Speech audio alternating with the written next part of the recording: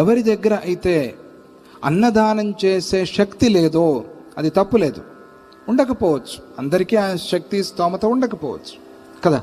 లేని వాళ్ళు ఏం చేయాలంటే, మన ముందు ఉంటుంది కదా ఆహారం, దాన్ని ముందుగా భక్తిగా మొక్కి, ఈ ఆహారం భగవంతుడా నాకు ఇచ్చావు, దీన్ని నేను ఆహారంగా తీసుకుంటున్నాను, పంటికి తగలకుండా ముందు ఒక 5 మెతుకులు వేసుకోవాలి. పంటికి తగలకుండా, పంటికి తగిలితే ఎంగిలి అవుతుంది అని శాస్త్రం. నువ్వు నోట్లోనే వేసుకున్నావు కానీ పంటికి తగిలితే ఎంగిలి అవుతుంది అని శాస్త్రం. వేసుకుని మింగేసేయాలి.